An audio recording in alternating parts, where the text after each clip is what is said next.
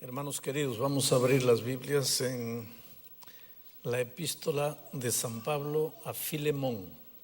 Epístola de San Pablo a Filemón. Los mensajes de este texto son maravillosos. Mira lo que dice, 1, 2 y 3. Pablo, prisionero de Jesucristo. ¿Por qué dice prisionero de Jesucristo? Porque por dos motivos. Él era un prisionero de Jesucristo porque Jesús lo había esclavizado con su amor. Ese tipo de esclavitud yo quisiera.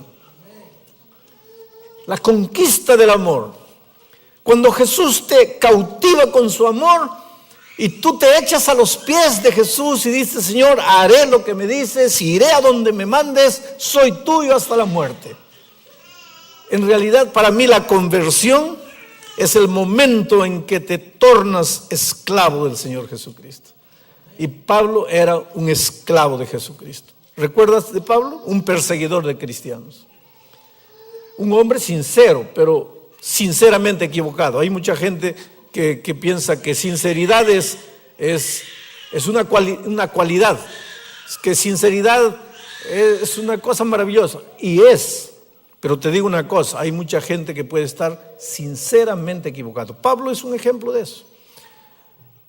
A veces yo estudio la Biblia con alguna persona que no conoce a Cristo y ya entendió el mensaje. Yo tenía un vecino un día, estaba estudiando la Biblia con él, porque querido, yo no predico solo del púlpito, yo también predico personalmente. Y yo tengo la responsabilidad de traer una persona para Cristo como cualquier miembro de iglesia tiene. Mi esposa es una grande mujer porque ella se relaciona con facilidad con las personas, me abre las puertas. Cuando llega el momento de estudiar la Biblia, ahí entro yo, cuando ya las puertas están abiertas. Y este vecino estudiaba y entendía, pero no quería aceptar y luchaba con la palabra de Dios. Y no sé si has encontrado en tu vida eso. Hay gente que estudia la Biblia, entiende, pero no se decide. Y él me dijo un día: pero pastor, y si un día yo me pierdo, pues Dios me va a perdonar, porque si esto está correcto y yo me pierdo, Dios me va a perdonar porque Él sabe que soy sincero. Yo no estoy rechazando esto porque quiero, sino porque yo no pienso así como usted. Y yo estoy siendo sincero. Solo que, querido, sinceridad no es sinónimo de salvación. Existe salvación por la gracia, existe salvación por la fe, existe justificación por la fe, por el amor de Dios, por la gracia, pero no hay salvación por la sinceridad. No existe justificación por la sinceridad. Sinceridad no te salva. Tienes que entregarte al Señor Jesucristo. Y si en este momento en la televisión alguien me está viendo a través de una cinta grabada, en fin, yo quiero decirte, mirándote a los ojos, mira querido, sinceridad no es sinónimo de salvación. Necesitas de Jesús y necesitas ir a Jesús como un esclavo, conquistado por el amor maravilloso de Jesús, decirle: Señor, yo iré a donde tú me mandes, yo haré lo que tú me digas. Cuando Jesús conquista tu corazón, ya no eres capaz de decirle no. Por eso el interés divino es: Hijo, dame hoy tu corazón. Después que me has dado tu corazón, que tus ojos se fijen en mis caminos. No puedes llevar a las personas a andar en los caminos de Dios si primero no le han entregado al corazón a Dios. Es por eso que cuando nos relacionamos con personas y queremos enseñarles la Biblia, lo primero que tenemos que enseñarles es del amor de Jesús, es de la gracia maravillosa de Jesús, es de la misericordia de Jesús, porque eso es lo que conquista. Ahora, cuando la persona se torna un esclavo de Jesucristo, ahora ya va a aprender a andar en los caminos de Dios. Bueno, Pablo, camino de Damasco, pues se encontró con Jesucristo, se volvió un esclavo del Señor Jesucristo, lo amó con todo su corazón y dio una media vuelta en su vida. Dejó su sinceridad de lado, en el sentido, no estoy sincero, no, entendió que Jesús lo estaba llamando y ahora esa sinceridad fue usada por el bien y comenzó a predicar el Evangelio. Pablo hizo una cosa linda, él no solo predicó, él escribió. Hubieron otros profetas, otros apóstoles, otros grandes predicadores de la iglesia cristiana. Todos los discípulos se transformaron en evangelistas en el primer siglo del cristianismo, pero no nos acordamos de ellos. ¿Y por qué nos acordamos de Pablo? ¿Por qué? Porque escribió. Escribió. Y un día entendí eso yo. Yo no soy escritor, ¿eh? Yo digo, escritor es el que se sienta y brota. Es un manantial, se sienta y sale. Conmigo no. Yo paso a veces horas, a veces noches y no escribo nada. Quiere decir, yo soy un hombre esforzado para escribir. Y me esfuerzo para escribir porque Pablo es uno de los héroes que yo tengo en la Biblia. Y Pablo me enseña que no basta hablar, no basta predicar el evangelio hablado, hay que escribirlo. La muerte me puede recoger mañana a mí. Y si Cristo no viene de aquí a 10 años, yo continuaré predicando muerto a través de mis libros escritos. Entonces, el ministerio de Pablo era ministerio hablado y ministerio escrito. Él visitaba las iglesias, fundaba las iglesias y después escribía cartas. Y educaba a la iglesia con sus cartas, los hacía crecer con sus cartas, los nutría con sus cartas. Y muchas veces escribió a personas, a veces escribió a Timoteo, esta vez escribió a Filemón, que era su hijo en la fe. Y le escribió con un motivo especial, porque cuando Onésimo se convirtió en Roma, entonces ahora le dijo Pablo, vas a tener que volver a Colosas y devolverle lo que le has robado a Filemón. Y tienes que devolverte a él porque le perteneces a él. Y el pobre Onésimo se quedó así medio con miedo, ¿no? Pero y de repente él me va a mandar a la cárcel y de repente él me va a querer cobrar intereses y yo no tengo dinero, soy pobre, ¿y qué hago? Te digo una cosa, enfrentar el pasado siempre provoca miedo. Voy a repetirlo, enfrentar el pasado siempre provoca miedo. Pero no existe presente y futuro saludable si tú no arreglas el pasado. Y voy a repetir este concepto. Enfrentar el pasado provoca miedo, pero no existe presente ni futuro saludable, bonito, lleno de éxito, si tú no tienes el valor de enfrentar el pasado. Hay personas que piensan que olvidándose del pasado, dejando todo sin arreglar en el pasado y comenzando hoy está bien. No, tienes que enfrentar el pasado.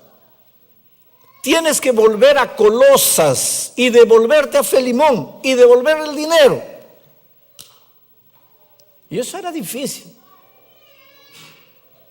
Pero querido, no vale la pena querer construir un futuro cuando hay un pasado desarreglado por ahí. Yo encontré en este país una persona un día que me dice, pastor, estoy feliz, mi vida está linda, Dios me ha prosperado, Dios es maravilloso, he comenzado una nueva vida. Pero él tiene un hijo en un país de Sudamérica que él no ha reconocido. Un hijo que no conoce al padre. ¿Cómo puede él construir un futuro aquí sin volver a arreglar el pasado? ¿Tú te das cuenta? Y ese es un principio cristiano. Por eso Pablo no le dijo a Onésimo, bueno, ya estás aquí, perdonado, todo, deja ahí, olvídate de Filemón. No, le dijo, vas a volver y vas a arreglar y vas a pedir perdón y entonces vas a ser realmente feliz. Y como lo vio con miedo, le dijo Pablo, no te preocupes, yo le voy a escribir una carta a mi hijo espiritual Filemón. Y en esa carta le voy a pedir que te perdone, que te dé una segunda oportunidad, que te ayude. Entonces tú vas a llevar la carta. Tú vas, pero llevando la carta. Fue así que se escribió la carta a Filemón. Y Pablo dice, Pablo, prisionero de Jesucristo. Primero, porque él era prisionero de Jesucristo del amor. Y segundo, porque estaba prisionero en Roma. Estaba preso en la cárcel cuando escribió la carta a Filemón.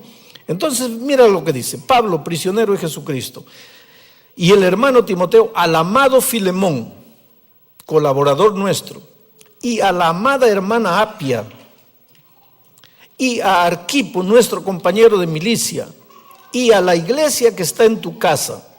Aquí hay dos pensamientos interesantes. Primero, ¿Ven cómo se repite la expresión al amado, al amado, al amado, al amado? Amado no es nombre, amado es un adjetivo, la persona amada. Hay un pastor que se llama Amado. Y le digo, ¿y por qué te llamas Amado? Dice que mi papá estaba buscando un nombre bíblico y agarró la epístola a Juan y encontró: Amado, yo deseo que seas prosperado. Y me colocó de amado. Amado no es nombre, amado es un adjetivo, que eres amado. Amado por Dios y amado por mí. Es lo que Pablo dice. A mi amada hermana Apia, a mi amado hermano Filemón. A mí me admira, querido, cómo en la iglesia primitiva había luchas, había dificultades, pero era una iglesia que se amaba. Era una iglesia que compartía. ¿Y saben por qué era una iglesia que se amaba? El secreto está en el propio versículo. Dice: y a la iglesia que está en tu casa. Y ahora voy a entrar en un asunto importantísimo. Mire, en la casa de Filemón había una iglesia. ¿Cuántos formarían parte de esa iglesia? Para caber en una casa, no eran más de 20. Pero había una iglesia. Les voy a decir algunas cosas que los va a asustar esta noche.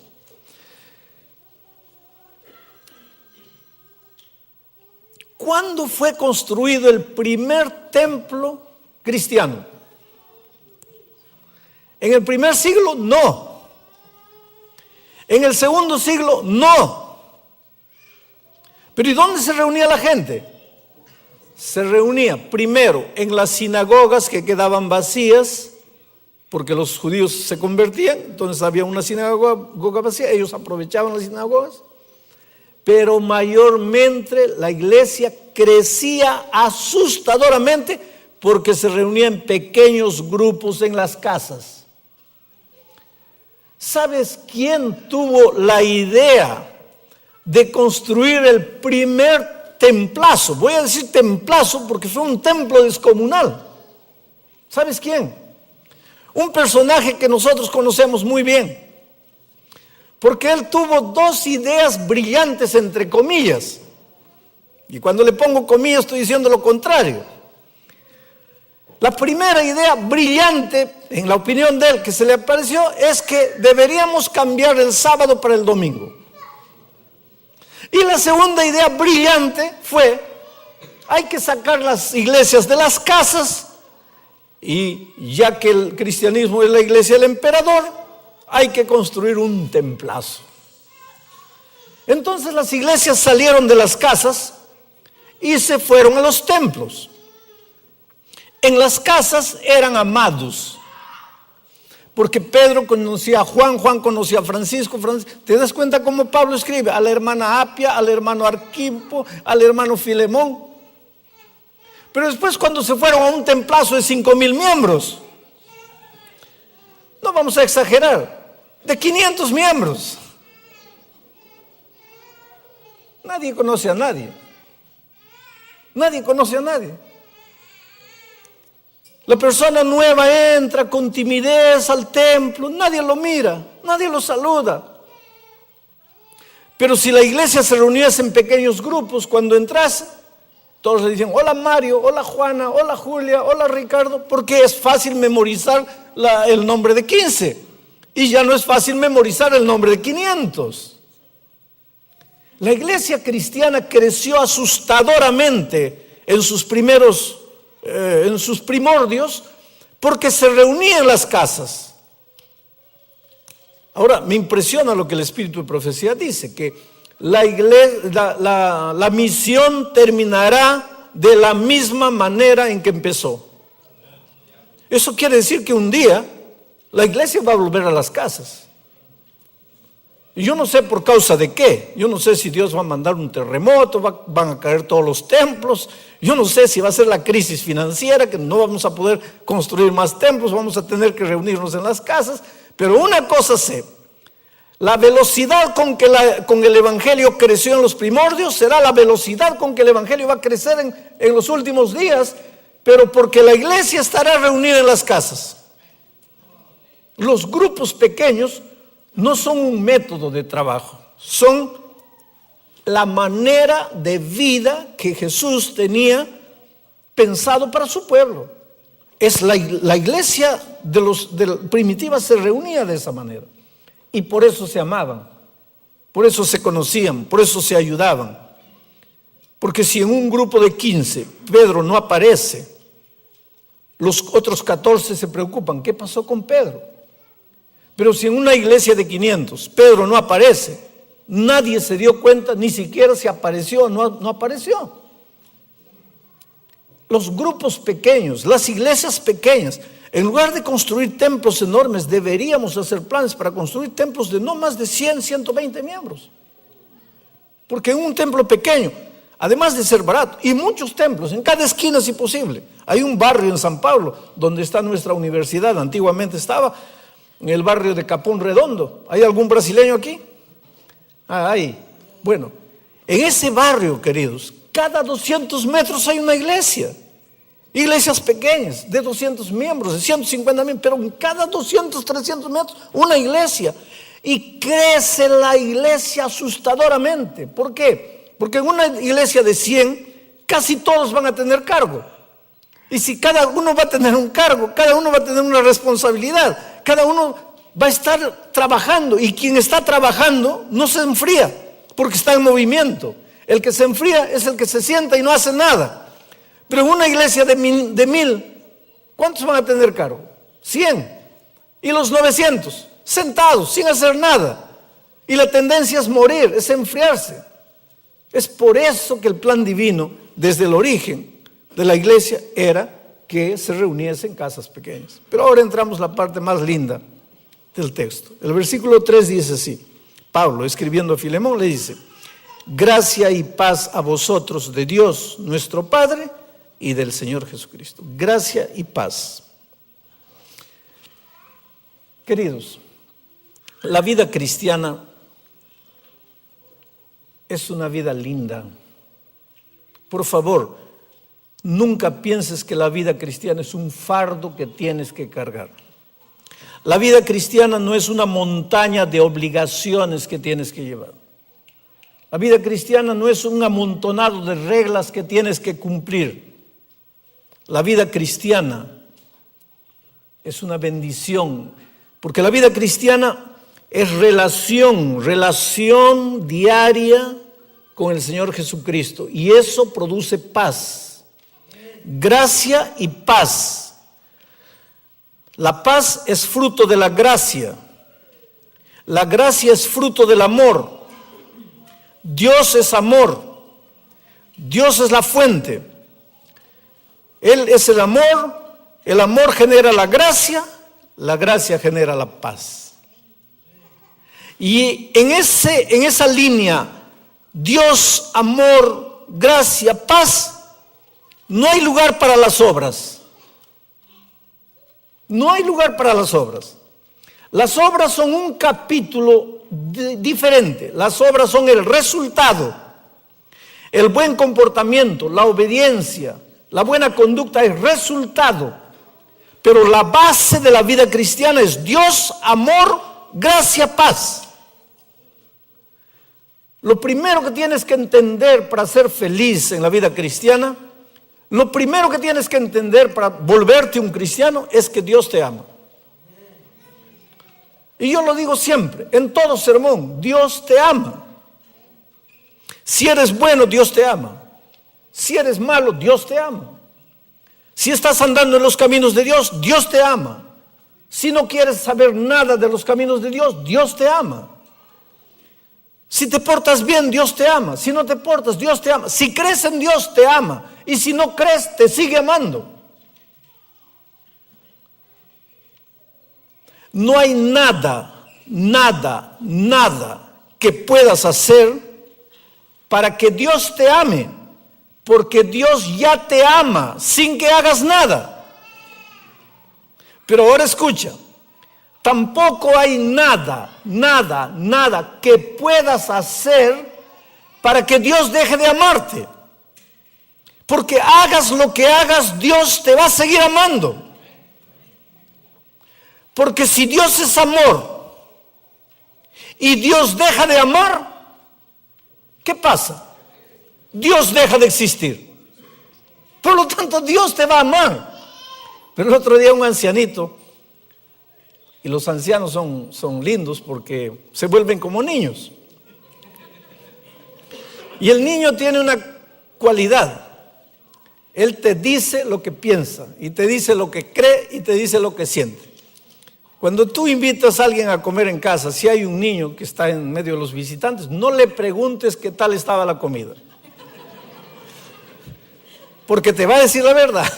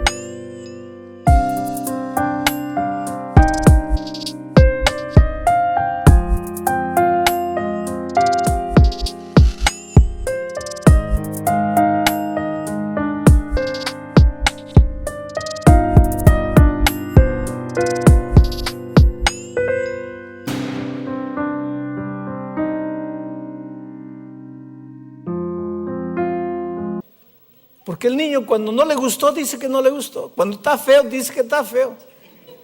Cuando está ridículo dice que está ridículo. Pero el grande no. Está feo dice que está bonito. No le gustó dice que le encantó.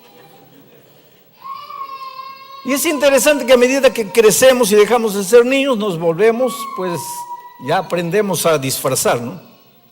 A usar las palabras, a medir. Le llamamos a eso cortesía. Cortesía. Pero a medida que vamos envejeciendo, yo ya estoy entrando en esa edad, comenzamos a volvernos como niños. Algunos me dicen, pastor, ¿por qué se jubiló? Porque ya no me acuerdo algunas cosas como antes me acordaba. Que sí, ya está fallando mi cabeza. Y lo interesante es que cuando llegamos a una edad en que pensamos que somos indispensables, es que ya no somos más, quiere decir, ya somos dispensables. Entonces, ¿por qué? Los viejitos, pues ellos tienen la capacidad de decir lo que piensan. Y un día terminando de predicar un sermón así, vino un viejito y me dice así, pastor, usted no puede predicar eso que está predicando. ¿Qué cosa? Que Dios ama.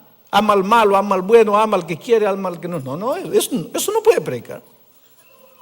Pero hermano, esa es la verdad. No puede predicar, pastor.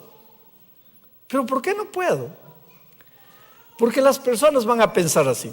Bueno, si soy malo, Dios me ama. Si soy bueno, Dios me ama. Si quiero, Dios me ama. Si no quiero, Dios me ama. Si creo, Dios me ama. Si no creo, Dios me ama. Entonces, ¿para qué me preocupo? Dios me ama, ya estoy salvo. Querido, esto es lo que tenemos que entender, que el amor de Dios jamás se va a acabar. Pero el amor de Dios solo te va a salvar si tú te dejas salvar. Y si tú no te dejas salvar, te vas a perder, a pesar del amor de Dios. Yo creo que en la mesa que el Señor está preparando para sus hijos, hay un lugar para cada uno de ustedes, para mí, y con tu nombre, nombre, apellido, todo ahí. Tu lugar está reservado en la mesa donde el Señor Jesús va a tomar la cena de la victoria y donde se va a cantar el cántico de Moisés y del Cordero. Ahí está la mesa llena de frutas lindas, frutas sacadas del árbol de la vida. Ahí está la mesa y ahí está tu nombre. Ahora, si tú no llegas, tu silla va a estar vacía para siempre, para toda la eternidad. Porque nadie es igual que tú. Para Dios tú eres único. Entonces nunca te escondas en la multitud. Nunca digas, no. Tú eres importante, tú eres valioso, Dios te ama. Dios sabe lo que eres, con tus cualidades, con tus defectos. Eres importante. Pero ese amor maravilloso de Dios no tiene valor si tú no te entregas al Señor Jesucristo. Ahora, ese amor te produce paz. ¿Sabes por qué? Porque cuando tú no estás siendo criticado, no estás siendo cobrado, no estás siendo condenado, no estás siendo presionado, cuando tú solo te sientes amado, querido, cuando tú solo te sientes amado, te da ganas de hacer bien las cosas.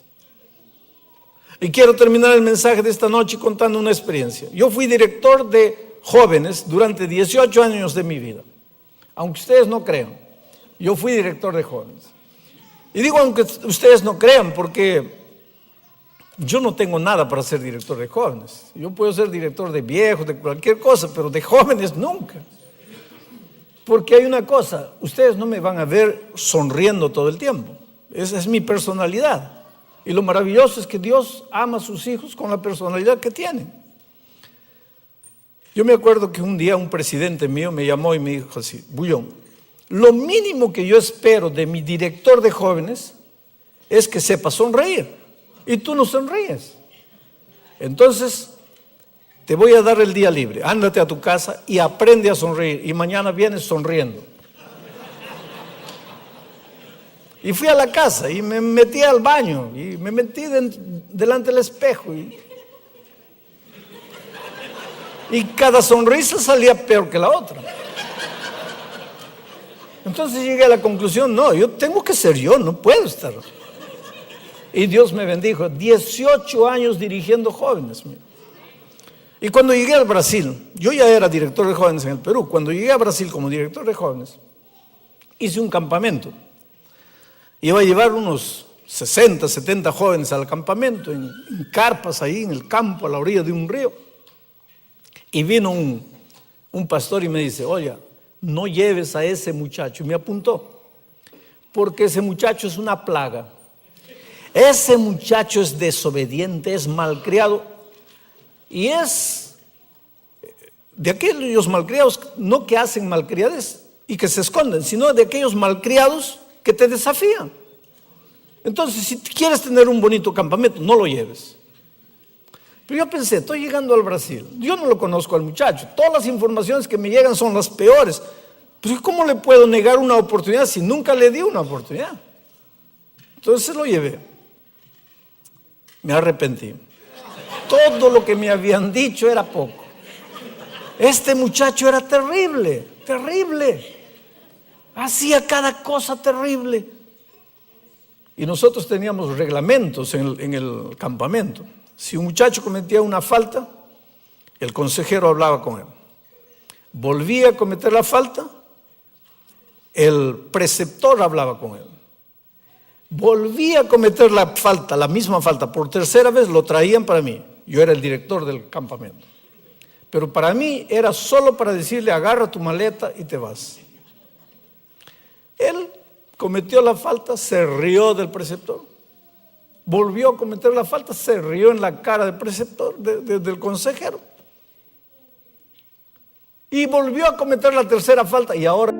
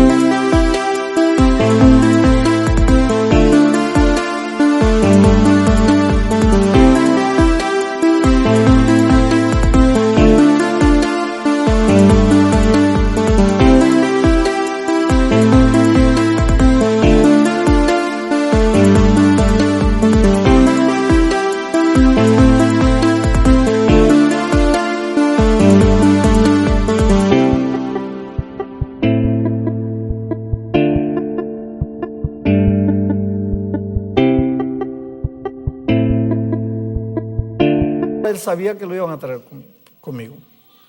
Yo no hablé esa noche, dejé para hablar al día siguiente. Pero al día siguiente, queridos, no llegó. Esa medianoche yo me desperté con gritos alborozados, gente llorando, gritando. ¿Qué había pasado? Este muchacho a medianoche, 1 de la mañana, agarró agua helada y comenzó a abrir la carpa de las chicas y echando agua helada. Y en la oscuridad, porque estábamos en el campo, las chicas salían y se tropezaban con las cuerdas de las carpas, caían una encima, todas en ropa de dormir, algunas mal vestidas incompletamente. Un escándalo. Y el tipo es el que había hecho. Y en el centro del campamento un muñeco de paño enorme en el pecho, Pastor Bullón siendo quemado ahí. Ahora, el más santo pierde la paciencia. Y yo no soy del más santo. Entonces dije, no, este se va. ¿Dónde está? Está en la carpa allá. Fui a la carpa. Cuando entré a la carpa de él me dice, no hable nada. ¿Qué? No hable nada. Aquí está mi mochila, me estoy yendo. Quiere decir, el tipo no me da ni siquiera el gusto de expulsarlo. Él se va solo. Dije, no. En el momento, ¿cómo son las cosas? Dios cambia. Y en el momento Dios colocó en mi mente algo. Le dije, mira, yo no vine a expulsarte. ¿Cómo no? El reglamento dice, sí, pero no vine a expulsarte. ¿Viniste a qué? Le dije, mira, hijo, yo vine a decirte que te amo. Está difícil, ¿sabes? Está muy difícil. Pero te amo. Y él se puso rojo y me dice, pastor, mire, gríteme, insúlteme, dígame lo que quiera, pero no me diga que me ama. Me digo, ¿pero por qué? Nadie me ama. Mis padres no me aman, la iglesia no me ama, mis compañeros, nadie me ama. No me mienta, pastor, usted no me ama. Le digo, hijo, no está fácil, pero te amo. Y no te vas a ir. Vine a pedirte que te quedes. ¿Pero cómo? Y vine más. Te voy a colocar de jefe de disciplina del campamento. A mí, a ti. Porque tú te las sabes todas. A ti nadie te va a engañar. Pero usted confía en mí, pastor. Voy a confiar, hijo. Pasaron años. Un día en nuestra universidad me encontré. Me dice, pastor, ¿se acuerda de mí? Él era un cabelludo así, enorme, barbudo, bonito, terno, bien vestido. ¿Se acuerda de mí? Nos recordamos. Me dice, pastor, estoy terminando el curso de teología, voy a ser pastor. ¿Sabes por qué? El amor conquista. La vara te hiere y te saca, pero el amor te conquista. Y Dios te ama. Hagas lo que hagas, seas lo que seas, vivas como vivas, Dios te ama. Y Dios sabe que si su amor un día no te conquista, nada más te va a conquistar. Por eso te sigue amando. Yo quisiera preguntarte esta noche, ¿cuántos quisieran decirle, Señor, gracias por tu amor maravilloso? ¿Quieren levantar la mano? Que Dios les bendiga, hermanos. Que Dios los